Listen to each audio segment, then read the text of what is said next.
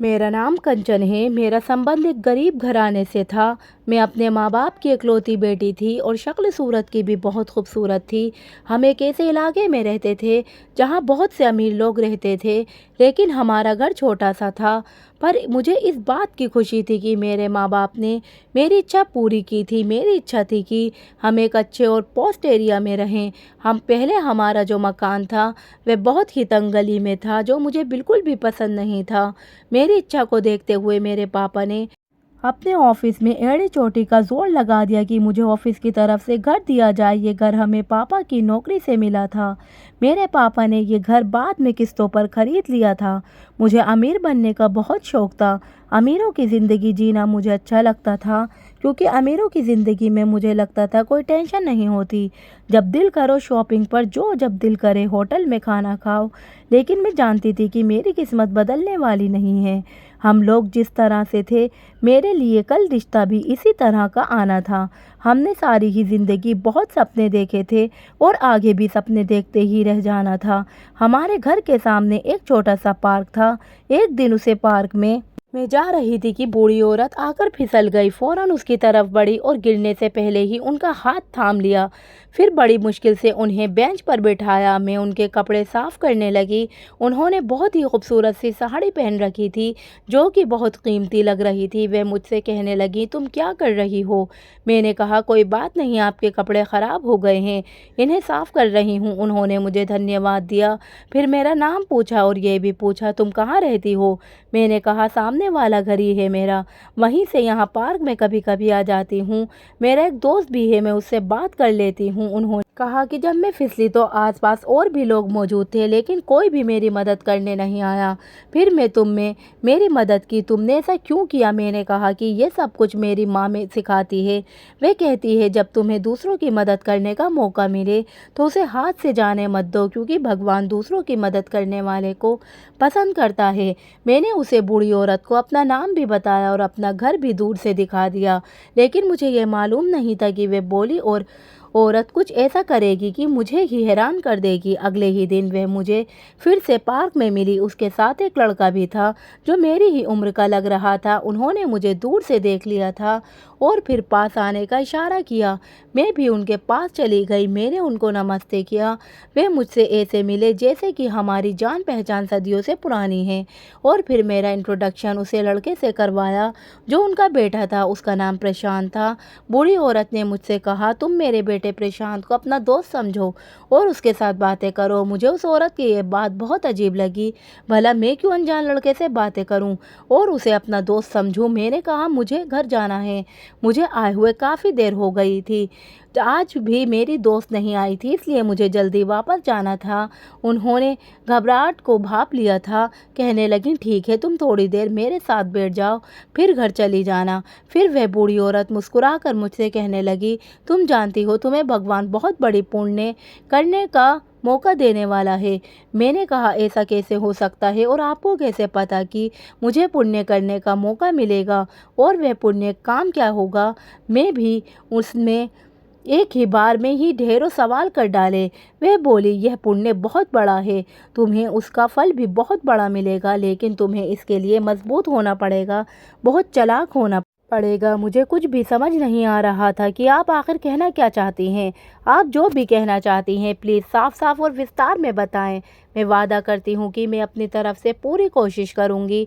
उन्होंने कहा कि मैं तुम्हें ज़रूर बताऊँगी, लेकिन अभी नहीं, जब समय आएगा। अब मेरी रोज़ ही उनसे मुलाकात हो रही थी, क्योंकि वे भी इस पार्क में आया करती थी। मेरा भी घर में दिल नहीं लगता था। शायद उसे बूढ़ी औरत की बातों ने मुझे बेचैन कर दिया था। फिर एक दिन वे बूढ़ी औरत मेरे घर आ गई। मैंने उन्हें देखा, उन्हें नमस्ते किया और उनकी तरफ जाने लगी, मगर मेरी माँ ने मेरा रास्ता रोक लिया और कहा कि बेटी, क्या कर रही हो? ऐसे मुंह उठाकर अंदर जा रही हो? जाओ, जाकर पहले तैयार हो। मैंने कहा, मैं तैयार क्यों हो जाऊं? ठीक है, वे मेहमान हैं, लेकिन अभी मेरे शब्द मेरे मुंह में ही थे कि मेरी माँ ने कहा, पागल लड़की, वह औरत तेरा रिश्ता लेने आई है, क्या उनके सामने ऐसे मुंह लेकर जाओगी? माँ की बात सुनकर मेरे पैरों तले जमीन निकल गई और मेरा मुंह खुला का खुला रह गया। वह मेरे लिए रिश्ता लेकर आई है और अपने उसी बेटे का, लेकिन ऐसा कैसे हो सकता था? खैर, मैं जल्दी से तैयार हो गई और ऐसे पेश आई जैसे उनको नहीं जानती। खुद ही बता दिया कि आपकी बेटी को मैंने पार्क में देखा था, बहुत प्यारी बच्ची है। मेरे माँ बाप तो इस रिश्ते से बहुत ही खुश थे। उन्होंने मेरा रिश्ता प्रशांत से तय कर दिया, लेकिन मुझे उन पर बहुत गुस्सा आया था क्योंकि मुझे अभी शादी नहीं करनी। वह सब हंस हंस कर बातें कर रहे थे। फिर उसे बूढ़ी औरत ने मुझे अपने पास बुलाया और मेरे हाथ में एक डिब्बा पकड़ा दिया। मम्मी ने कहा, आप ये क्या कर रही हैं? क्या ज़रूरत है? उसे बूढ़ी औरत ने कहा कि कंचन अब मेरी बेटी है और मैं उसके लिए गिफ्ट लाई थी। घर वाले बहुत खुश थे। शाम तक इसी बात की चर्चाएं होती रहीं। जब वे औरत चली गई थी तो मैं सबके सामने उस डिब्बे को खोले। उसमें मेरे लिए एक मोबाइल फ़ोन था और उसमें सिम भी पड़ी हुई थी। मेरे माँ बाप तो उसे महंगा मोबाइल को देखकर खुश हो गए, मगर मुझे अच्छा नहीं लगा था। जब मैं अपने कमरे में आ गई तो थोड़ी देर बाद मोबाइल पर एक कॉल आ रही थी। वह कॉल मुझे मेरी होने वाली सास ने की थी और फिर उन्होंने मुझे एक ऐसी बात बताई कि मेरे कदमों तले ज़मीन निकल गई। उनका कहना था कि मेरे बेटे ने तुम्हें पहले ही नज़र में पसंद कर लिया था, इसलिए तुम ये सोच रही होंगी कि मैं तुम्हें अपनी बहू बनाने का फ़ैसला क्यों किया है। तो बात दरअसल ये है, ये फैसला मेरे बेटे का है। वे तुम पर पहले ही नज़र में मर मिटा है, इसलिए मैं तुम्हारे घर रिश्ता लेकर आई थी और अब मैं तुम्हारी तरफ से हाँ का जवाब सुनना चाहती हूँ। तुम्हारे माँ बाप के मुंह से तो मैं इस रिश्ते के लिए हाँ सुन चुकी हूँ, लेकिन मैं तुम्हारी भी मर्जी जानना चाहती हूँ। बेटा, मैं तुम्हें बहुत खुश रखूँगी। अब भला मैं उनको क्या कहती? मैं उनको बस इतना ही कह दिया कि जैसे मेरे माँ बाप की मर्ज़ी होगी वैसी ही मेरी मर्ज़ी। वे इस बात पर भी बहुत खुश हुई कि उन्हें बहुत ही संस्कारी बहू मिली जो अपने माँ बाप की मर्ज़ी का फैसला का सम्मान करती है। खैर, मेरी शादी तय हो गई।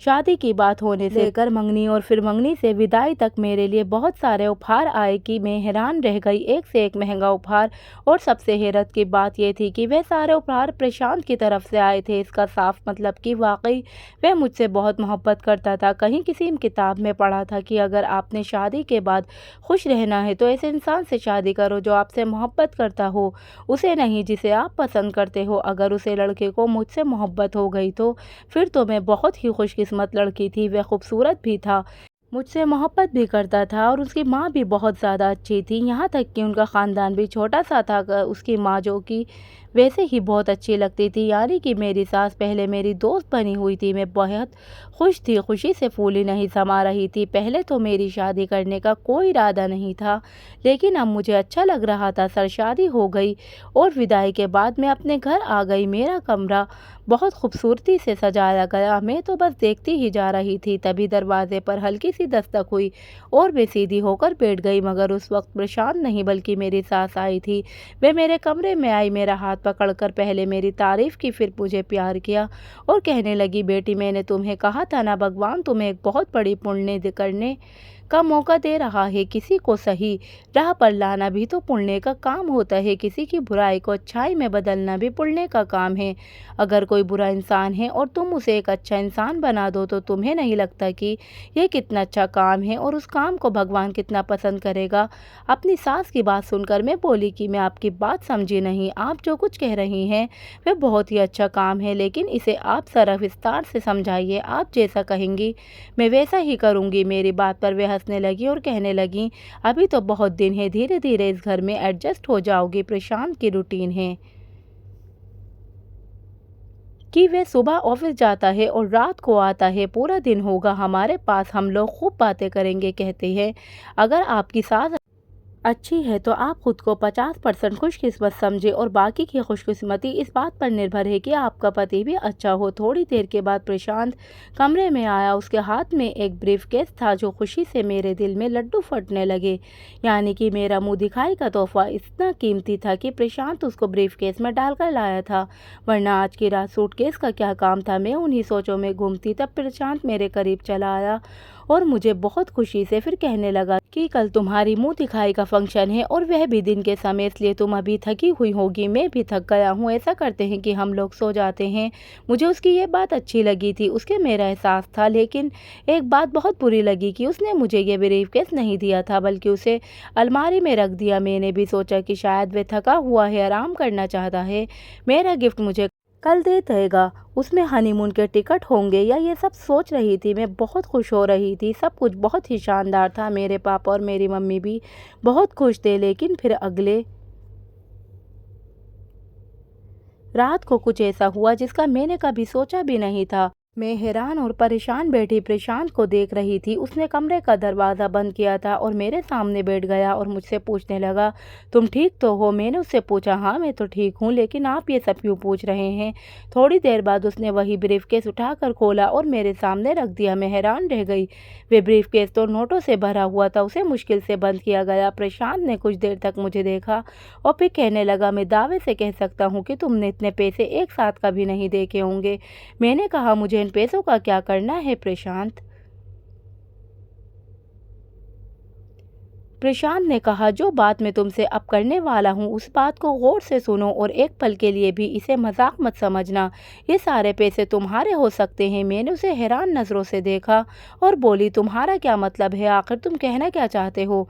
मुझे क्या करना होगा? प्रशांत ने मुझसे कहा कि तुम समझदार लड़की हो, ये सारे के सारे पैसे इसी सूरत में तुम्हारे हो सकते हैं जब तुम कोई भी बहाना बनाकर मुझे तलाक ले लो।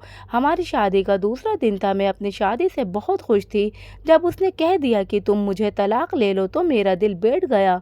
समझ में नहीं आ रहा था कि क्या जवाब दूं। वह तो पहले ही कह चुका था, किसी बात को मजाक में मत समझना। मैं उसे पूछा कि तुम ये सब क्या कह रहे हो? क्या तुम मुझसे खुश नहीं हो? तुमने तो मुझसे पसंद की शादी की है, तुम तो मेरे लिए दीवाने थे, रोज़ मेरे लिए गिफ्ट भेजा करते थे। अगर तुमने मुझसे शादी के दूसरे दिन यही कहना था मैं तुमसे तलाक ले लूँ, तो फिर तुमने मुझसे शादी ही क्यों की थी? मेरी बात सुनकर प्रशांत कहने लगा कि मैंने तुम्हें कोई गिफ्ट नहीं भेजा, बल्कि मैंने तो तुम्हें पसंद भी नहीं किया था, उल्टा तुमने मुझे पसंद किया था और तुम मुझे गिफ्ट भेजा करती थी। प्रशांत की बातें सुनकर मैं तो पागल हो रही थी, क्योंकि मैंने कभी प्रशांत को कोई गिफ्ट नहीं भेजा था। मेरे पास तो गिफ्ट खरीदने के भी पैसे नहीं थे। ऐसा लग रहा था कोई मेरे साथ खेल खेल रहा है, पर ऐसा कैसे हो सकता है? प्रशांत ने कहा, मेरी बात गौर से सुनो, अगर तुम मुझे तलाक ले लो तो ये 50 लाख तुम्हारे हो सकते हैं, लेकिन तुम्हें इसके बदले मुझे तलाक लेनी होगी, वह भी सबके सामने। मैं ऐसा क्यों कर रहा हूँ यह बात मैं तुम्हें बता दूंगा, लेकिन अभी मुझे ये बात मत पूछना, क्योंकि अभी मैं तुम्हें कुछ नहीं बता सकता और अगर तुमने मेरी बात ना मानी तो मैं किसी भी तरह तुमसे जान छुड़ा लूँगा। तो भलाई इसी में है कि तुम मेरी बात मान जाओ, इस तरह तुम्हारे 50 लाख की मोटी रकम भी आ जाएगी। मैंने कहा कि मैं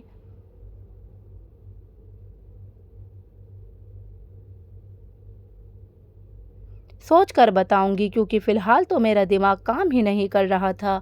मैंने प्रशांत से 5 दिन का समय ले लिया। प्रशांत कहने लगा, यह बात हम पति पत्नी के बीच ही रहनी चाहिए। मैं उसकी बात पर हंसी और कहा कि मुझे तलाक की बातें कर रहे हो, मेरी ज़िंदगी उजाड़ने की बातें कर रहे हो और कहते हो कि मैं किसी को भी नहीं बताऊं। मेरी आंखों में आंसू आ गए थे, क्योंकि मेरा दिल बहुत ज़्यादा दुख गया था। उसने कहा कि मैं तुम्हारी ज़िंदगी बर्बाद नहीं करना चाहता, इसलिए तो मैं तुमसे अलग होना चाहता हूँ। इसे तुम जो मर्जी समझो, लेकिन मैं भी मजबूर हूँ। पूरी रात मुझे नींद नहीं आई। अगले दिन भी यही सोचती रही कि प्रशांत ने ऐसा क्यों कहा। अगर उसने मुझे गिफ्ट नहीं भेजा तो फिर किसने भेजे थे?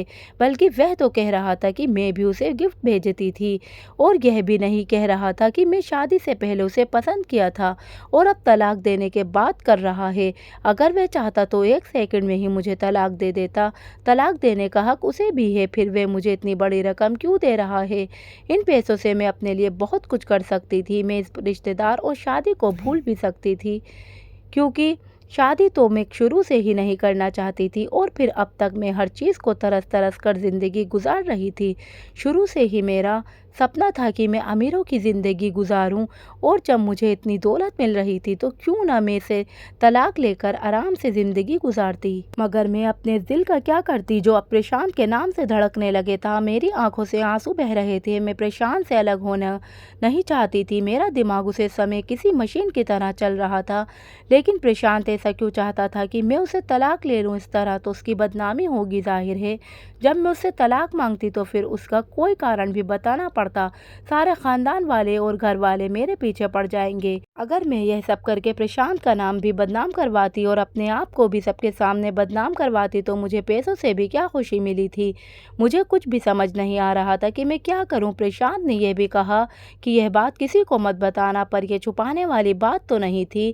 लेकिन अभी तक मैंने यह बात सबसे छुपा ली थी। तीसरे दिन मैंने बहुत मजबूर होकर यह बात अपनी सास को बता दी। वह भी इसलिए क्योंकि उन्होंने मुझे रोते हुए देख लिया था। मुझे रोता देखकर वे पूरी तरह तड़प उठी थी कि मेरी नई नवेली बहू इस तरह क्यों रो रही है। उन्होंने मुझे अपनी कसम दी। तब जाकर मैंने उनको सब कुछ बता दिया। वे अपना सर पकड़कर एक तरफ बैठ गईं और फिर मुझे कुछ ऐसा बताया कि मैं हैरान रह गई। वह सर पकड़कर एक तरफ बैठ गईं और फिर मुझे कुछ ऐसा बताया कि मैं हैरान रह गई। और वह दिन भी आ गया जब मेरे पति से मांगा हुआ समय ख़त्म हो गया। रात के समय प्रशांत कमरे में आए। इससे पहले प्रशांत ने कमरे में कदम भी नहीं रखा था, बस अपनी माँ के सामने मुझे बुलाया। वह भी ऐसे जैसे मेरा दीवाना हो, मुझसे कितनी मोहब्बत करता हो। मेरे सामने प्रशांत ने पैसों से भरा सूटकेस रखा और कहा, आशा करता हूँ अब तुमने अपना फैसला कर लिया होगा, तो फिर समय बर्बाद करने के लिए मेरे पास बिल्कुल भी समय नहीं है। अब कोई ड्रामा मत करना। जो मैंने कहा है वैसे करो और बताओ ये सब कैसे करोगी। मैंने कहा ठीक है, जैसा तुम चाहते हो वैसा ही होगा, लेकिन इससे पहले मैं तुम्हें कुछ दिखाना चाहती हूँ। वह हैरान हुआ कि इस वक्त क्या करना ज़रूरी है। मैंने कहा बिल्कुल ज़रूरी है, क्योंकि शायद इसके बाद तुम अपना फ़ैसला बदल दोगे। प्रशांत ने कहा, ऐसा बिल्कुल नहीं हो सकता, मैं अपना फ़ैसला हरगिज़ नहीं बदलूंगा। मैंने अपनी पति की आंखों के सामने एक और सूटकेस रखा जो उसके सूटकेस से छोटा था। उसने वह सूटकेस खोला तो आंखें फाड़े मुझे देखने लगा। मैंने कहा, शायद अब तुम अपना फैसला बदलने पर मजबूर हो जाओगे। सूटकेस के अंदर रखी चीज़ देखकर उसके पास कहने को कुछ नहीं बचा। मुझे प्रशांत की माँ की वह बात याद आई जो उन्होंने मुझे उस दिन बताई थी। उन्होंने मुझे बताया कि जो भी तुम्हारे पास प्रशांत के नाम से गिफ्ट जाते थे वे मैं तुम्हें भेजती थी और तुम्हारा नाम से उसके पास गिफ्ट भेजा करती थी। मैं चाहती थी कि तुम लोग ये समझो कि तुम एक दूसरे से मोहब्बत करते हो। तुम दोनों में शादी से पहले ही मोहब्बत का रिश्ता बन जाना चाहिए ताकि तुम्हारा रिश्ता मजबूत हो जाए। याद मैंने कहा था कि तुम्हें एक बहुत बड़ा पुण्य का काम करना है, किसी को सही राह पर लेकर आना है। असल में उस समय में अपने बेटे की ही बात की थी। मेरे बेटे के पास बहुत दौलत है, लेकिन उसे दौलत की कदर नहीं है। वह इस दौलत को दोनों हाथों से उड़ा रहा है। मैंने उसके लिए एक वसीयत लिख दी थी जिसके अनुसार जैसे ही उसकी शादी होगी उसकी सारी दौलत उसकी पत्नी के नाम हो जाएगी। यहाँ तक कि उसे अगर पैसे खर्च करना पड़ेंगे तो पत्नी के साइन के बगैर नहीं मिलेंगे। इसलिए वह तुम्हारे साथ यह चाल चल रहा था। तुम्हें पैसे देकर इस बात पर मजबूर करना चाहता था कि तुम खुद ही तलाक ले लो, क्योंकि वसीयत के अनुसार मेरा बेटा तुम्हें तलाक भी नहीं दे सकता था। अगर तुम तलाक मांगती तो ये कहता कि मैं क्या करूं जब वह मेरे साथ ही नहीं रहना चाहती। इस तरह उसकी आज़ादी वापस मिल जाती। मैं अपनी सास से कहा कि आप ऐसा ना करें, क्योंकि इस तरह तो आप उसकी शादी करवाती रहेंगी और यह उनको पैसे देकर कुछ भी करके अपनी ज़िंदगी से निकाल देगा। मेरी सास ने मेरे कहने पर एक और वसीयत लिखी थी जिसके अनुसार प्रशांत अपनी मर्ज़ी से दौलत खर्च कर सकता था, लेकिन तब तक जब तक मैं उसकी पत्नी बनकर रहूंगी। मेरे पति के सामने मेरी सास की लिखी हुई नई वसीयत पड़ी हुई थी और उसे देखकर मेरे पति अपना सर पकड़ कर बैठ गया। उसे कुछ भी समझ नहीं आ रहा था। मैंने उसे समझाया कि शादी का मतलब ज़िंदगी ख़त्म होना नहीं होता। मैं आपको पसंद करती हूँ, आपके साथ रहना चाहती हूँ, कभी भी आपको तंग नहीं करूँगी, हमेशा आपका साथ देने की कोशिश करूँगी, हमेशा आपके साथ वफादार रहूँगी। मेरा पति गुस्से से बाहर निकल गया और उसने 2 दिन तक मुझसे बात नहीं की, लेकिन फिर अपनी माँ के समझाने पर उसने मुझे अपनी माँ से माफ़ी मांग ली और मुझे छोड़ने का इरादा छोड़ दिया। हम लोग हनीमून के लिए भी गए। वापस आए तो हम दोनों एक दूसरे की मोहब्बत में गिरफ्तार हो चुके थे। मैंने बहुत ही समझदारी और अपनी सास के कहने पर अपने पति को मना लिया था। उसके पहले की ज़िंदगी बहुत ही अय्याशी भरी थी, उसको पैसों की कोई कदर नहीं थी, इसलिए मेरी सास ने उसकी शादी मेरे साथ की थी। अब प्रशांत मेरे साथ बहुत ही खुश है और अपनी माँ का धन्यवाद करता है कि उन्होंने उसके लिए इतनी अच्छी हमसफ़र ढूँढ कर दी है।